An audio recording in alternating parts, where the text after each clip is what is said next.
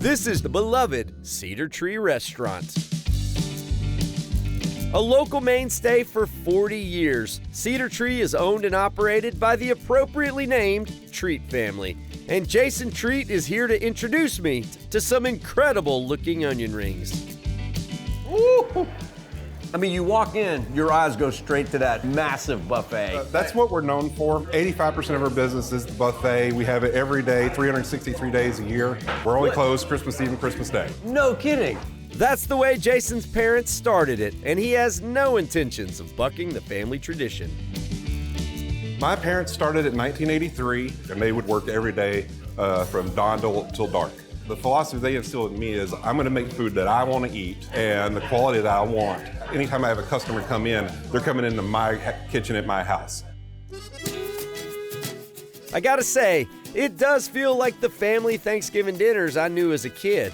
I mean, it even has my aunt's crazy salt and pepper shakers. Yeah, I don't know if you noticed, but all these salt and pepper shakers, that was my aunt's collection. Oh, I guess Jason had one of those aunts too. I had some corn cob over there somebody offered me like $500 for. I don't know why. It's some Rookwood product. And you pottery. said sold. No, I said I don't want to have to open up these cases. That's a job in itself. Oh, they're like nailed in. Jason's got to stay focused on the food, not peddling pottery. We try to do everything from scratch. Not only does that help keep the price low, but it also helps keep the quality high.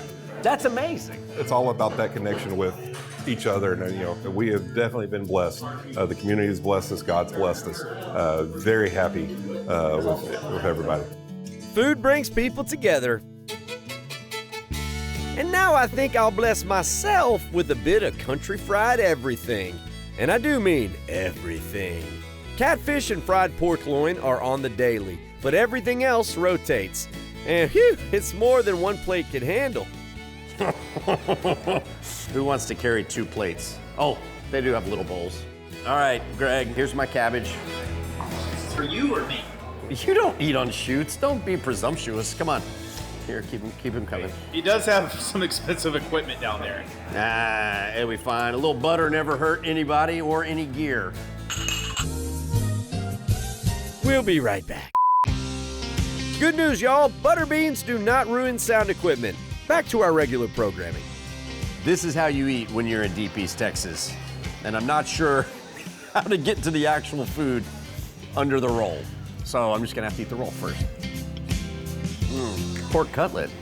Cream gravy versus brown gravy. It's a gravy showdown. Oh, that's good. There ain't a bad bite on this plate.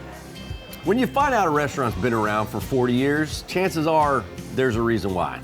I mean, you already got 3 generations of people working here, the same amount of generations of people eating here. These people in East Texas know what they're talking about. I could definitely go back for a second plate, but dessert is calling my name. All right, Jason, I'm barely able to stand, but I saved a little bit of room for dessert. So I need you up here so that I don't make the wrong decision. Okay, first off, there's no wrong decision. We got our coconut pie here, which is probably our most popular. Okay. We've been making that for 40 years. It hasn't changed at all.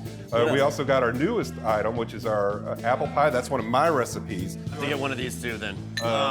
We've got peach cobbler, we've got strawberry shortcake, we've got chocolate cream pie, chocolate pudding. Jason, I'm gonna ask a favor. Will you please hide your eyes over in the corner? I think I'm gonna make some poor decisions. To see the full episode or to get info about how to visit this spot, trip on over to thedaytripper.com.